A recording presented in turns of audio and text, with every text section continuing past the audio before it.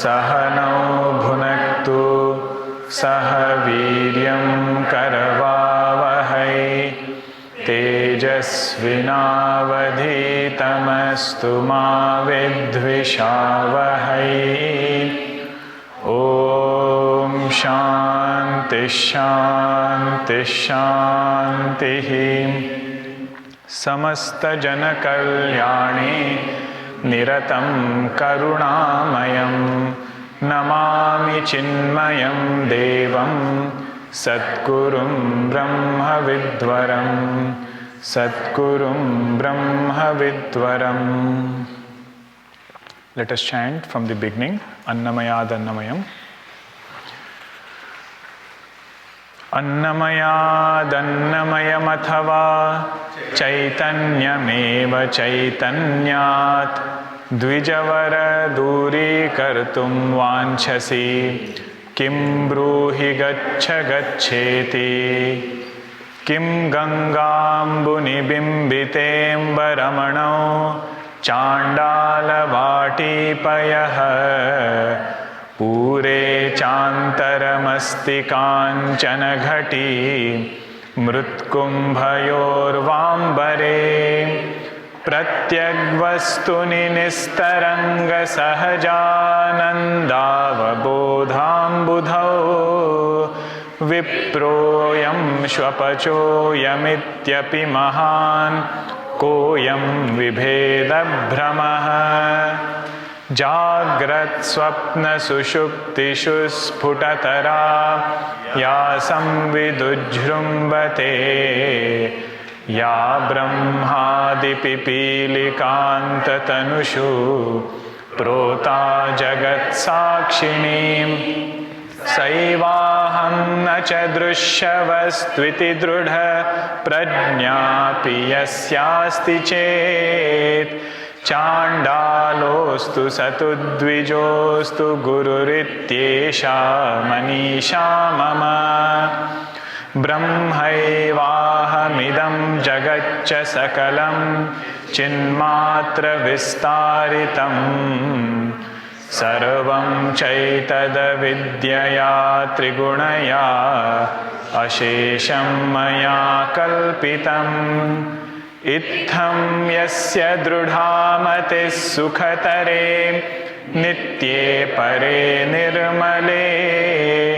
Chandalostu Satudvijostu Gururityesha Maneesha Mama Shashvanashwarameva Vishwamakhilam Nischitya Vacha Guroho Nityam Brahma Nirantaram Vimrushata Nirvyaja Shantatmana Bhutam Bhavicha Dushkrutam Pradahata Samvinmaye Pavake Prarabdhaya Samarpitam Swavapurityesha Maneesha Mama.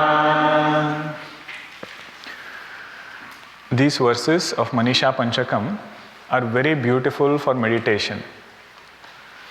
If somebody has studied Vedanta thoroughly and we want to know what is the essence on which I should meditate, that essence is given in these verses.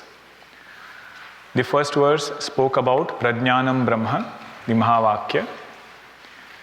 Second verse was Aham Brahmasmi, Mahavakya. And the third verse was Tattvamasi Mahavakya. If we have studied that Upanishad, then the whole picture becomes like a recap. So if you have studied 6th chapter of Chandogya Upanishad, where this Mahavakya Tattvamasi comes, then every part of this verse can be mapped to from where in that chapter this part is getting referred to. Prarabdhaya samarpitam savapuhu. It is said after knowledge, this Jeevan Mukta lives only so long as prarabdha karmas are pushing him.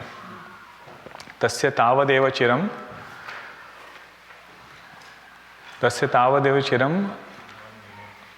na vimokshe ata sampatse. He lives only until then, that is, prarabdha karmas are pushing him. After that, there is Videha Mukti. Until the point his prarabdha karmas are exhausted, there is Jeevan Mukti. On the strength of knowledge. He says this is the power of knowledge, what it has done to him. Of course, the student of Chandogya Upanishad is very interesting, 6th chapter, Shvetaketu. He goes to Gurukula, comes back with lot of pride. And the teacher realizes, with this pride in mind, no matter what he does, unless this abhimana is removed, sense of individuality is removed, there is no freedom from sorrow. So the teaching starts with a question. The teacher himself says, do you know that knowing which everything becomes known? Do you know that truth, knowing which everything becomes known? And Shvetaketu says, I think my teachers did not know it. If they knew it, they would have taught it. They would have taught me this thing. I think my teachers did not know that thing. That's why they didn't teach me this. So Uddalaka Muni, out of lot of compassion, again starts teaching. He says this consciousness is like that clay, having known which, all the effects of clay become known. If you know the clay, the pot, pan, jar, no matter what you want, you can create from that clay. Everything is known if you know the material, the upadana karanam, which is clay. If you know the nail cutter, naka nikrantana, means iron. Any product of iron you make, everything is known if you know the iron. If you know the gold, you make any ornament out of gold. He says all of that is known if you know the gold. In the same way, if you know that Sat Vastu, which is not Nashvara, it is Nityam Brahma, Nirantara. If you can meditate upon that Sat Vastu all the time, then there is no incompleteness remaining in life anymore. Because everything that has come in this world has emerged from that Sat only. Or it is an appearance in Sat. Know that Sat to be yourself. Nothing in this world will remain unknown to you. Now he might not know the details of the ornament. If you say, I know gold, if somebody is creating a new ornament in a new shape, new name, new form, that might not be known. But he knows that whatever you might create, everything is gold only.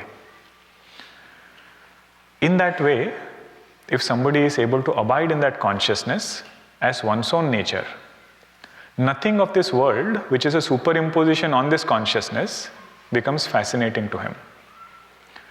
Just like our Raikwa.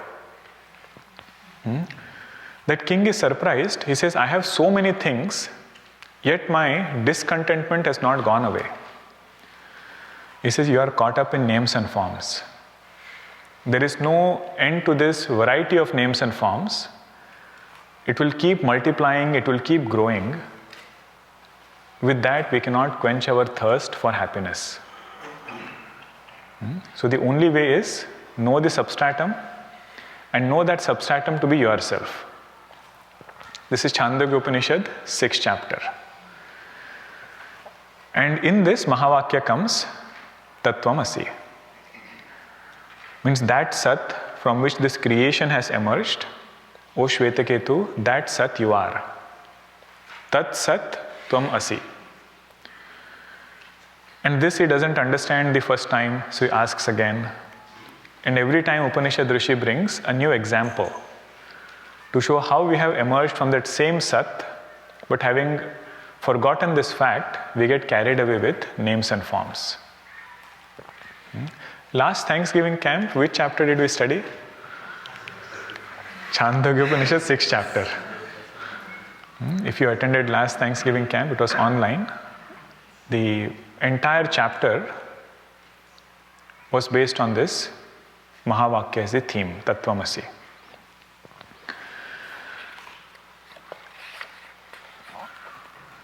Now comes another beautiful shloka where Bhagwan is saying, how can we make sure that we pay attention to this truth all the time? What is the technique of keeping our mind in this consciousness in the midst of all the actions that we are doing? How are Mahatmas able to keep their mind in this truth all the time? See, this is a style of understanding a text. One is we should know the overall theme of the text. What is the main essence it's trying to convey? Second is we should know why every shloka has come after the previous one. It is called as Sambandha. Even if you study Bhagavad Gita, one is to know what is the main theme of the whole chapter. Adhyaya we should know what is the main essence. The title will be given in that Pushpika Vakya. What is the 12th chapter theme? Bhakti Yoga. Second chapter? Sankhya Yoga. Fourth chapter? Jnana Karma Sannyasa Yoga. Jnana Karma Sannyasa Yoga. So like these themes are given, all the verses will indicate this topic. But in between the shlokas also there is a connection. Why has the next shloka come after the previous one? After doing that, go word by word. Line by line, word by word, and see what every word is opening up. This is the ideal format for a study group. Any text, not only this text, any text we take, if we study like this, good hold over the whole subject. Fourth verse, let us chant. Ya tiryang naradevata bhirahamiti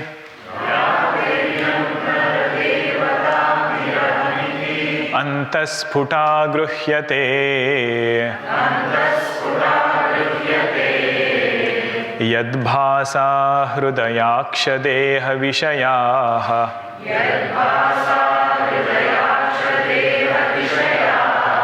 bhanti svato chetanaha tam bhasyaih pihitarkamandalanibham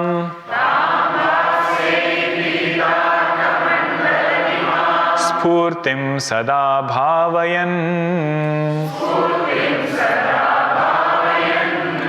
yogi nirvrutamanasohi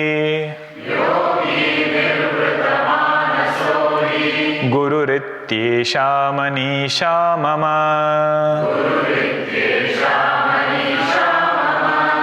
Ya tiryang naradevata bhirahamityantasputa gruhyate yadbhasa hrudayakshadeha vishayaha bhanti svato chetanaha tam bhasyaih pihitarkamandalanibham spurtim sada bhavayan yogi nirvrutamanaso hi gururityesha maneesha mama.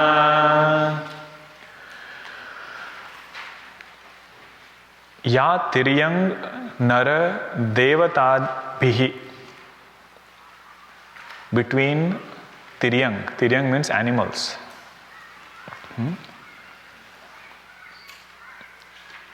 Between Tiryang. Tiryang means one who has head, heart and stomach in one straight line. Tiryak means that. In human beings it's the other way around. Priorities are given. Thinking is given the main priority. Don't try intellectualism. Bring your heart also into picture. Second is that. Third is thinking about ourselves. Stomach is the third one. Tiryang means all animals. You see, that is the first example given. Tiryang, Nara means human beings and Devatas. In all of them, what shines forth very clearly as I? Ya tiryang nara devatabihi aham iti antasputa gruhyate. Whatever we call as I, whenever I say aham, he says right there if you look, there this pure consciousness shine forth very clearly. Somebody might say, I can appreciate this for my aham. How do you say animal also has aham? How do you say animal also has aham? He says first we should appreciate what is aham over here. Aham expresses in two ways. One is very simple, One is I am. I am something, that is something we add.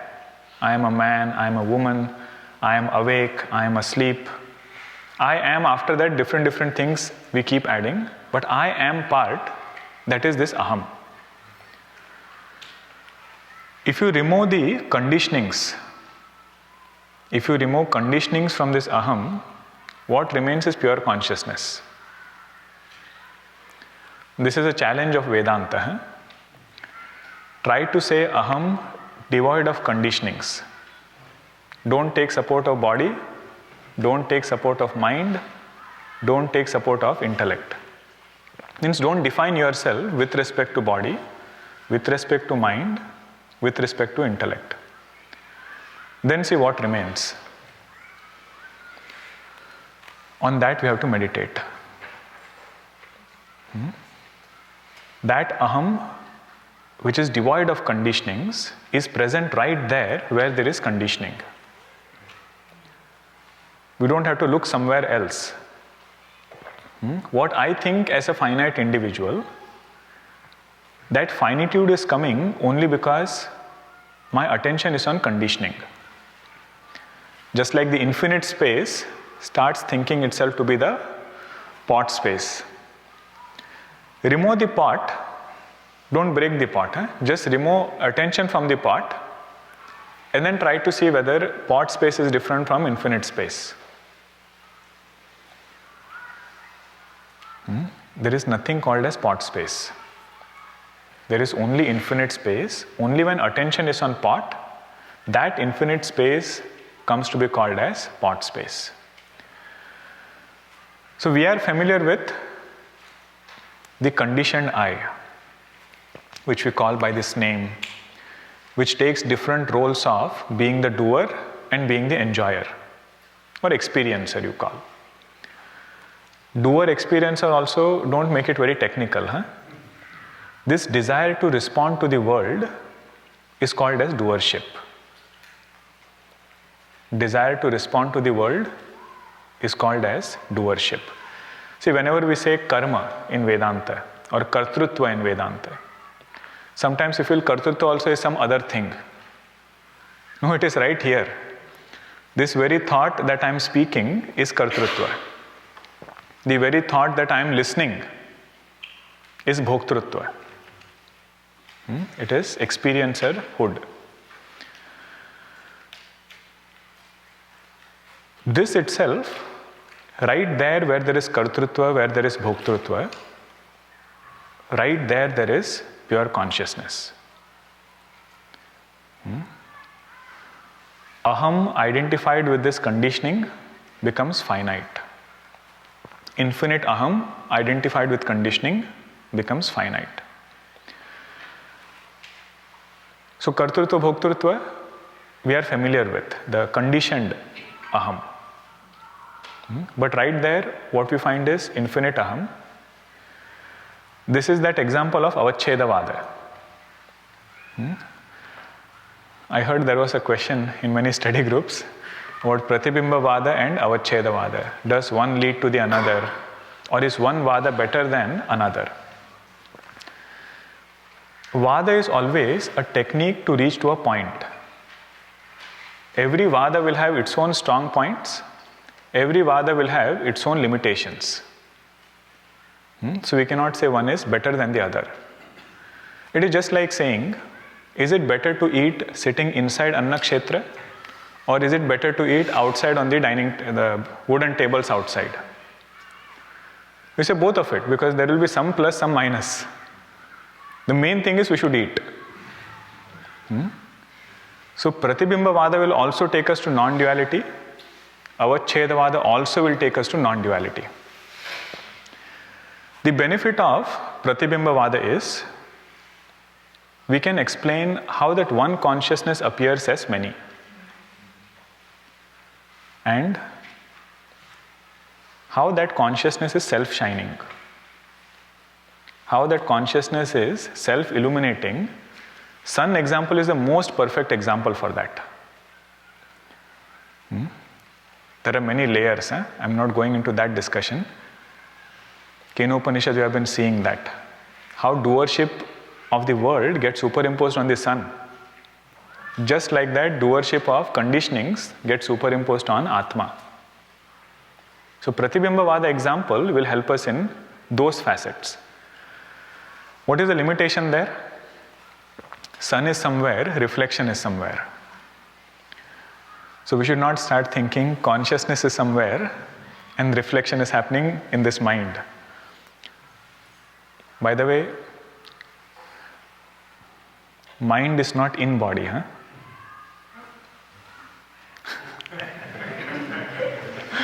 Brain could be in body, mind is not in body. What is gross? Mind is gross or body is gross? Mind is subtler than the body? How can a subtle thing have a gross thing as ashraya? Vedanta says body is a thought. That thought of body is mind. And mind appears in consciousness. So don't try to search for mind, locating it somewhere in this body.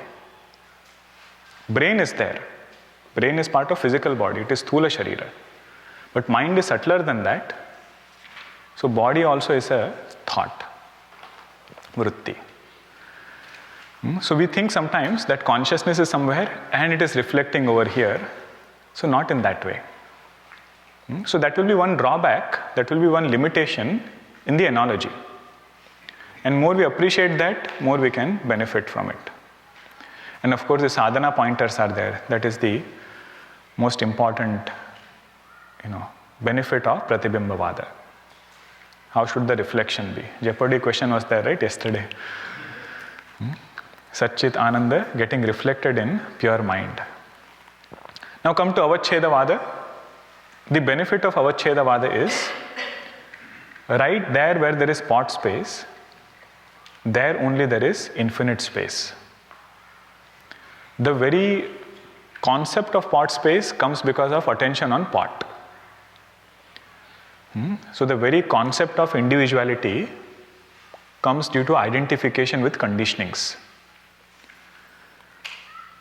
So we don't have to do anything to break the pot. We don't have to do anything in Jnana Marga, really speaking. No action is needed.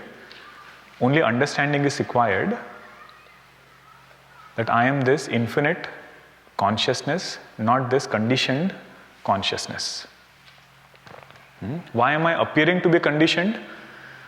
Because I have identified with body or mind. In particular, mind.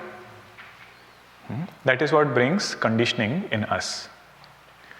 Now, what is the limitation in Avacheda Vada? Limitation is to explain the point of self-shining consciousness. That becomes difficult with space example. Space is inert, so we might end up thinking consciousness also another inert entity. So Avacheda Vada will fall short in some places and we have to appreciate both of it. What are the advantages and what are the disadvantages? Or limitations, not disadvantage, limitations. So here it is said, just like there is aham in individual, I keep saying I. Like that even an animal has this aham. How do you know it? Use upamana pramana. Upamana means you can take example and try to understand, just like there is I over here, there is I there also. How does this conditioned I work? Whoever gives us joy, there this conditioned I will go towards it. Let's call that conditioned I ahankara, for time being. Let's call it ahankara. how does that ahankara live in this world? Whoever praises it, it will go after that praise. Means what? Wherever it gets joy, there it will go. And wherever it gets sorrow, it will try to stay away. This is the role of ahankara. This is how it will work. Now you see whether this applies to animals or not. Bhagavan Shankaracharya says it is exactly the same. You show green grass, that cow will come near. And you take a stick, that cow will go away. This he writes in Brahma Sutra introductory bhashya. He says this is how this aham works. Pashvadibhyascha avisheshat. This I which is there is present even in animals. Same thing, what happens in human beings, same ahankara is there in animals also. Mistaken identity here is also mistaken identity there. Just like human has misunderstood himself to be this ahankara, that prani also has misunderstood itself to be ahankara. But if somebody is like Kaka Bhushundi ji, in a crow body, if it gets knowledge, it can be a jnani. Even in a crow body, crow sharira. But the main point here is that aham which is present here is the same aham which is there in animal. It is the same aham which is there in Brahmaji. Same aham which is there in all devatas. Including plants. Plants also have aham. They also have aham. There is something called as plant psychology, where they do a lot of studies on plants, and they see a difference between plants that are nurtured with love, and they do some music studies also, and see how they respond differently than those which are given a very harsh environment to grow. Our main point is, aham is there even in that plant. The one who understands that the aham in animal, aham in me, aham in Brahmaji, and everything else in this universe is the same I. He says that person is my guru. One who has Maneesha in this way, that he sees oneness as far as that aham is concerned. From that absolute consciousness standpoint, he says that same aham is present in all beings. What was the question? Koyam vibheda brahma. How come you are seeing difference between Chandala and Vipra? He says, I am not seeing difference. I am seeing that aham as that pure consciousness, which has no conditionings. With superimposed conditionings, it is appearing as all these different beings. That is the first line. Ya tiryang naradevatabihi aham iti antasputa gruhyate. Now second line is beautiful. How does he pay attention to this aham? He says all these conditionings which are there, body, mind, intellect, the objects outside, all these objects are inert. See the last two words of that second line, swataha achetanaha. By themselves they are inert. What are those things? Hrudi, aksha, deha, vishayaha. Hrudi means mind. Aksha means sense organs functioning through the body. Vishayaha means objects. Hrudi, aksha, deha, body also, and all the vishayas, they are achetanaha. But really speaking, we see everything as sentient. Mind is showing sentiency. Body is showing sentiency. That's why if anybody touches us also, we know. Really speaking, this harmonium doesn't know, right? Harmonium is inert. Body is also inert. If you touch the harmonium, harmonium will not say anything. But body has this sentiency. He says, trace this sentiency back. Even the Vishayas which are there, they are illumined. Really speaking, they are inert. Where is that illumination of objects, sense organs, body and mind coming from? Look at the previous word, yad bhasa. All of that illumination is really coming from that Chaitanya, that pure consciousness which alone enlivens the mind, hrudi, which in turn enlivens the sense organs, aksha, and deha, body. Through that, world is illumined of vishayaha. Means whenever he sees the world, that reminds him of consciousness. Whenever he sees the mind, whenever he sees thoughts, his attention is on consciousness. This is where Bhagwan Raman Maharshi's example is very, very beautiful and precise. Somebody asked him, can you show me God? And his answer was, I can show you, I don't know if you can see it. And his only answer was, he moved his hand. Very precise and very powerful way. He says, trace where this movement is coming from. Body is inert, it cannot move.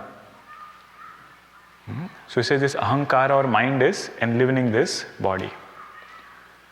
Where did mind get its sentiency from? He says that sentiency is coming from Chaitanya only. So whenever he sees any kriya in this world, his attention is on Chaitanya. It is just like saying whenever, in particular in India, we want to know whether there is electricity or not. If let's say electricity goes in our house, what do? We send the kid outside and say, see if neighbor's house there is electricity or not. Means electricity means he doesn't open the panel and board and see inside.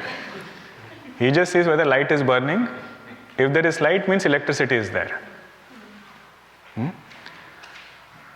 Just like electricity enlivens that tube light, he says all this body, mind, objects outside, everything is illumined by consciousness. Once this becomes clear, there is no way he can miss it.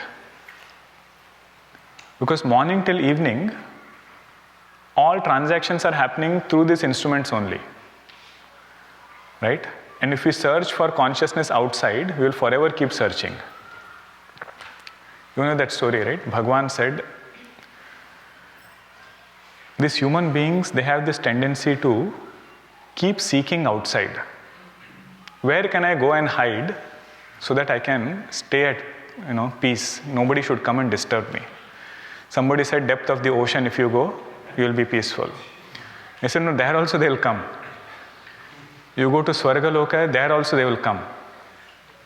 Finally, Bhagwan said, I will go inside.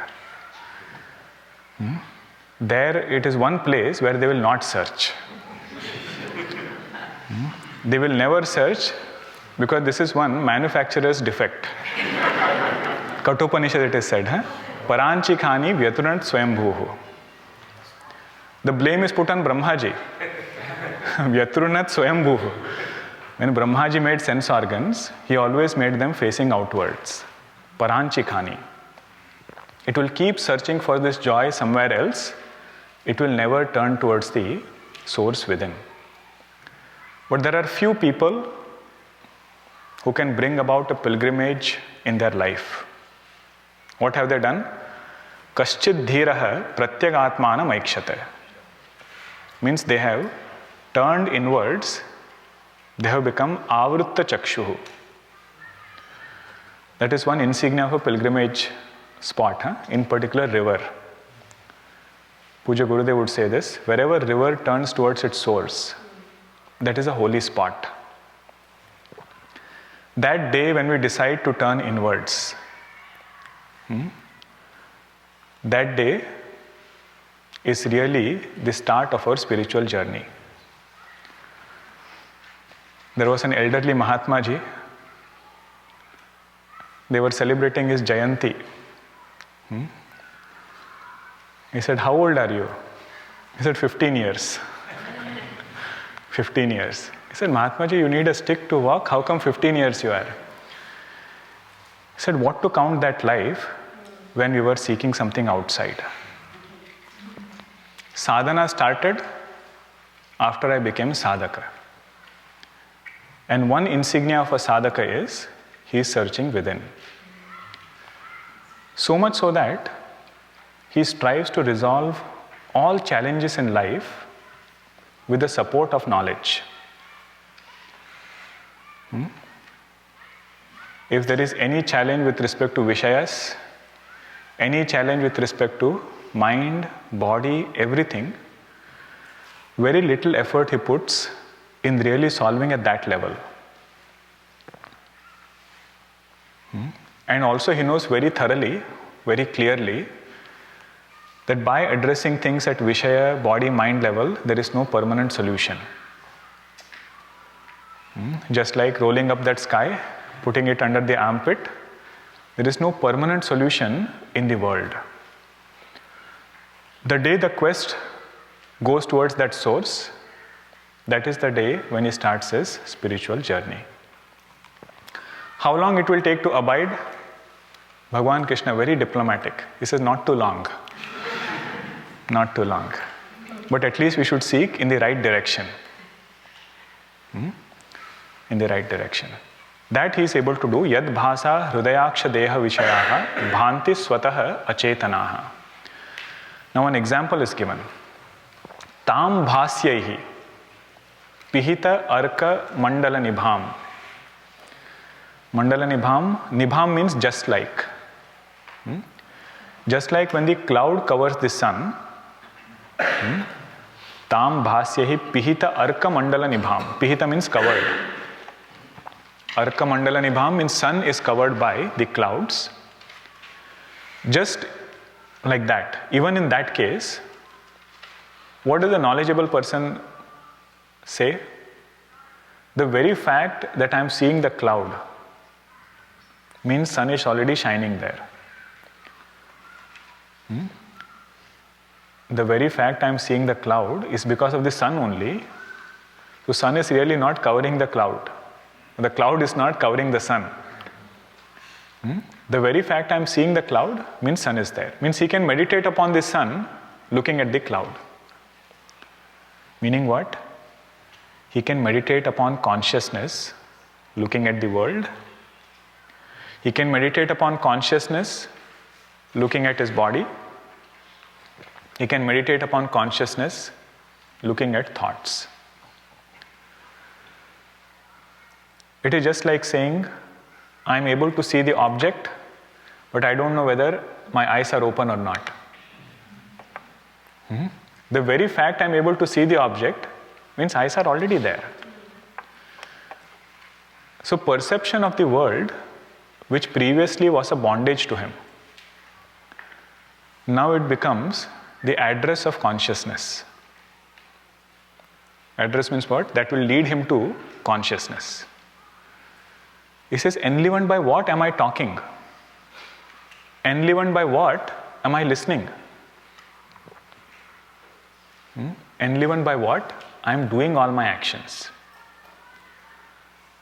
There, if we inquire, that takes him to pure consciousness. Tam bhasyaihi pihita arka mandala nibham spurtim sada bhavayan. That is a beauty, This consciousness is ever available to us. Now Sunday we all will, why Sunday? Tomorrow. We all will go back to different fields of action. Somebody is in college, somebody is in work, somebody is, in some other setting. But actions we cannot avoid. Right? Wherever we go, we are doing some or the other action. He says, in and through that action, he has developed this art of paying attention to the enlivener of action. Every action that reminds him of that consciousness. Now the beauty is, if our actions are dharmic, then it doesn't demand our attention.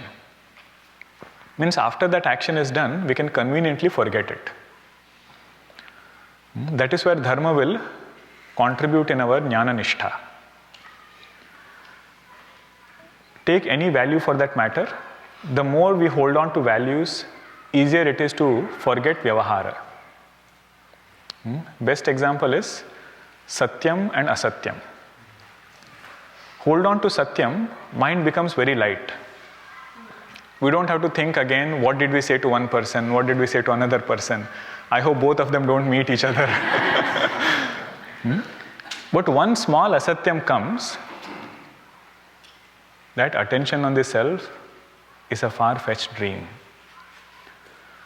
This is the part of devotion also. Devotion to the Lord, if it is there. Today in Vishnu Sahasranama we were chanting. I wanted to listen to Vishnu Sahasranama. That was I was very nicely paying attention to. What was that verse? Acharat prabhavo dharmaha dharmasya prabhurachyutah. You know what that verse means? Dharma will come from achara. Acharat prabhavo dharmaha. Dharma will not come directly by intellectual conviction to begin with. He says, take up some rules upon yourself by which you say, no matter what happens, this is my achara. Achara means that, it doesn't have the backing of thinking yet. Conduct in society, conduct in world, he says that will be according to certain rules. He says eventually it will increase dharma nishtha in us. Prabhava means it will accomplish it for us. Achara will bring dharma. And to protect dharma is role of Achyuta. Dharmasya prabhuhu Achyutah. The one who will protect dharma, the Lord of dharma, he says, is Bhagavan. On the strength of that, he becomes Nischinta. No bhaya of janma mrityu jara vyadhi. Whatever comes, that is Bhagavan's blessing. He says, my role, my duty is really to pay attention to Bhagavan. That spurti, that Chaitanya is also the essential nature of God. There is one verse I found in Shiva Sahasranama. There is one stotram. Tam aham pratyaya vyajat sarve jananti jantavaha. Everybody knows this consciousness as aham. Although it's mixed up with conditionings, but still we know that I am existent, I am sentient. Now and then we get glimpse of ananda. Tam aham pratyaya vyajat sarve jananti jantavaha. Tathapi shiva rupena na vijananti mohitaha. But that Chaitanya is Shiva, that only few come to recognize it. So this whole inquiry is to deepen our devotion. Means really, if I want to be devoted to the Lord, he says turn attention away from Vishayas, turn attention away from yourself also. Really speaking, the most joyful moments we have had in life is when our attention was not on ourselves. Even seva for that matter, whenever we thought of somebody else, that is when we were most blissful. Imagine if somebody can dissolve this individuality totally in God. He says that is the first step towards moksha. That first glimpse of joy comes by dissolving this individuality.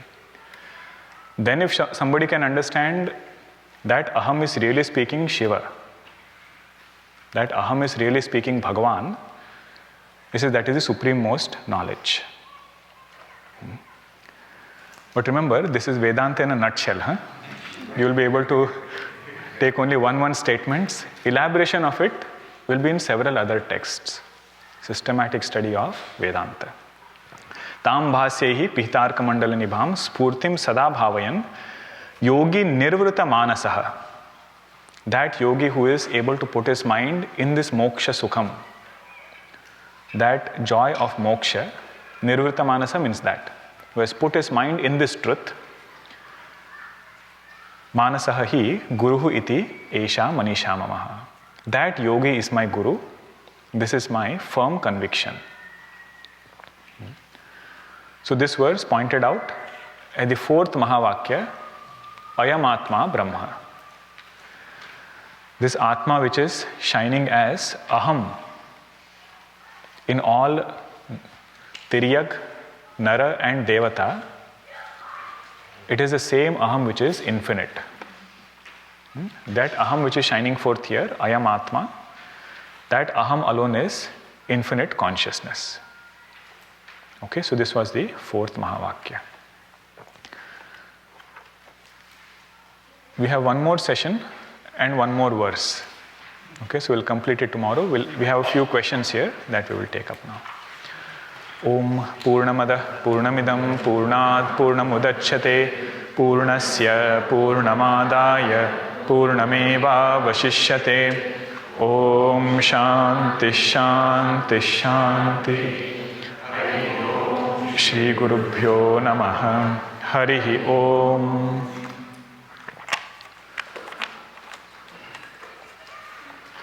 Consciousness and interaction to the world is described through examples like sun's reflection on water, space in pot, etc. But the sources of examples are part of this world. How does it help to realize Brahman? Means, is there any other example which will take us very close to experience of reality? That should be our question, huh? Because every time you say snake and rope, I understand snake and rope. But when it comes to Ahankara and Atma, that is where I find it difficult. That is the beauty of Drishtanta. Drishtanta means what? That example which will point us to the teaching. The main thing which we really want to point out, that is called as Darshtanta.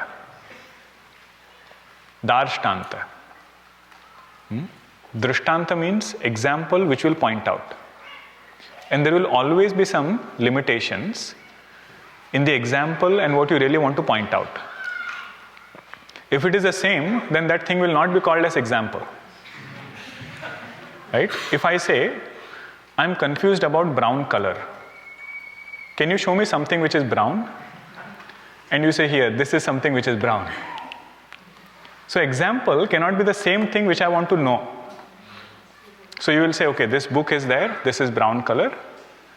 You call this as brown, that's why you call this also as brown. So when you take space example also, we saw the limitations today. Space is inert. Atma is not inert. So that limitation will be there. Space is born. Space is born, huh? When creation happens, the first element to emerge is space. When we wake up from deep sleep into dream or waking state, the first element to emerge is space. Unlike that, Atma is not born. So there will be several things which are limitations, but Darshtanta is only to take us to a certain point. In fact, reflecting on the similarity and dissimilarity will give a lot of clarity about the main topic. We should know the similarity, but we should also know the dissimilarity. Because I tell you, there are certain philosophers, Western philosophers, they will describe space as absolute reality. And you will find a lot of joy reading it. In particular, if you are having architecture background, they'll say you are not designing wall, you are designing space. You are designing space, not walls. So wall is a superimposition on space. Don't pay attention to the figure, pay attention to the ground. They'll have those artistic imagery of figure and ground and say this is how you interact with a building. There is this space which is a substratum and superimposed is the matter in it. And they'll discuss and discuss and discuss. Finally, you will feel space is absolute. See, one difference is Eastern philosophers, their pramana is Shastra.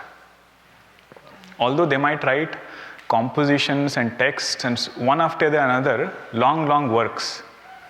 Final authenticity will come back to scriptures. And scriptures say, Atma is Swayam Jyoti. And it is Pratyak. Space is not Pratyak, right? It is outside. So in that way, there will be distinctions. The main point was, Darshtanta will always take us to a certain point. It will not be the same thing which is pointed out. Through that example, we can meditate upon the main thing. Next two questions are on vasanas. Are there good vasanas? Do they also bind us? Usually, we forget interactions, or we should forget interactions for material engagements to avoid vasanas. But how can we aim to retain spiritual discussions? Puja Guruji used to give example of Vairagya or Udasinata. Somebody asked Guruji, how to remain Udasina in this world? He said, just like you remain Udasina in Vedanta class, remain Udasina in the world. Means we hear so many things, but our mind does selective Shravanam. Whatever we agree, whatever we have heard before, wherever our conviction is, only that part it will take. But a good sadhaka is somebody who can break those convictions for himself. Voluntarily, Voluntarily. Bhagavatam gives a very beautiful analogy for this. Good vasanas are also vasanas. The vasana to come to Krishnalaya. Where did it come from? We had come here before probably, and we had a very good time at the camp. Then the mind reminds us again. In spite of so many other things we could have done, it says, let us spend this time in satsang. The desire to attend a study group every week, sometimes multiple. All of that is vasana. But that is Shubha Vasana. And Bhagavatam says, this Shubha Vasana or satsang is such, it is like water. Whatever dirt is there on the hand, it will wash it away. It will not stick to us. Water doesn't stick to our hand, it evaporates after it has removed the dirt. So all the Shubha Vasanas we have are like that. And really speaking, the chant we are learning in the morning, Tanme Manaha Shiva Sankalpam Astu. The whole essence is in this. That Bhagwan left to us, our mind can give so many other ideas, so many other vasanas. Please make sure that this mind has auspicious thoughts. That vasana will remove all other thoughts, all other Ashubha vasanas. At the same time, it will not bind us.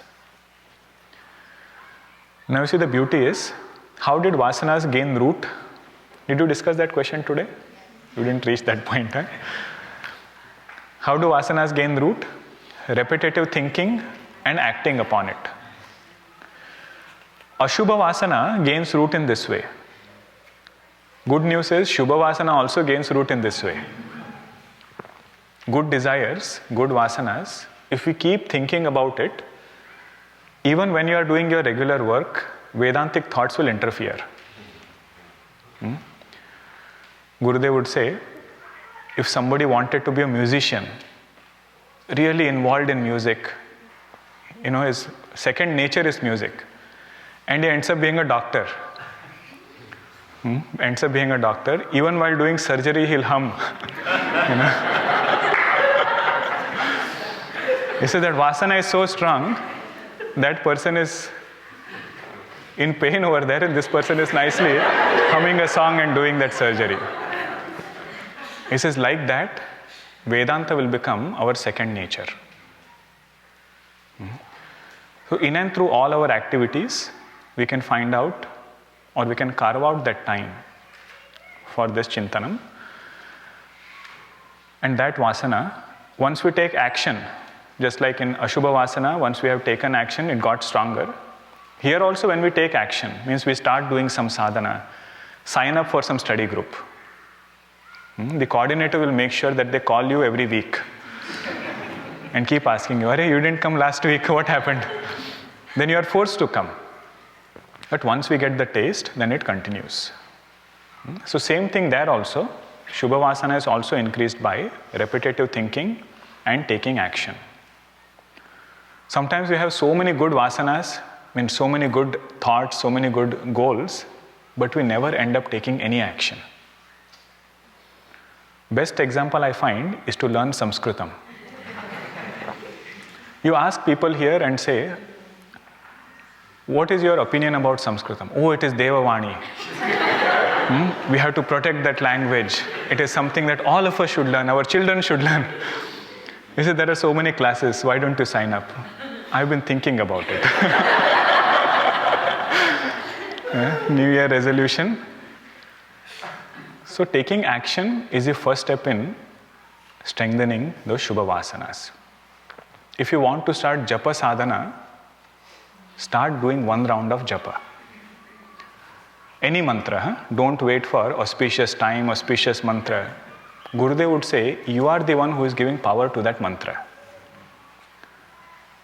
You do it sincerely, you will see the result of that mantra in your life. But the main thing is to start. That is the Shubha Vasana part. Pratibimba Vada, Avacheda Vada, we saw that, right? What are the limitations and what are the advantages? That part we saw.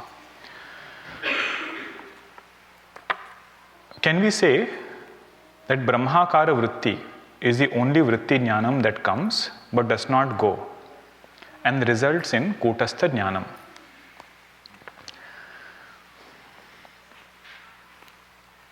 See, in Vedanta, every word becomes very particular.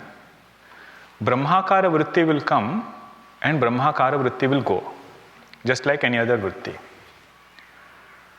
But what has Brahmakara Vritti done? It has pointed us to that Nitya Vastu, which is our own self. We don't have to go anywhere. Right? Brahmakara Vritti took us out from all these vasanas, body, mind, intellect, and it placed us in that Chaitanya. So in and through all 3 states of experiences, Chaitanya is there. In and through every action, consciousness is there. In and through every experience, consciousness is there. So that consciousness is Nitya. Means knowledge of that consciousness is Nitya. We don't have to worry about what will happen to this knowledge if I don't keep rehearsing it. The moment knowledge takes place, it is permanent result. If we feel it is impermanent, we said we have to listen again. Again go back, work on our sadhana chatushtaya, again come back to Shravanam and know that this knowledge is eternal. Knowledge is eternal means that consciousness is eternal. Whether thought is there, thought is not there. World is perceived, world is not perceived. Body is there, body is not there. Nothing happens to consciousness. This conviction is eternal. Okay? Om Shanti Shanti Shanti Harihi Om Shri Gurubhyo Namaha Harihi Om.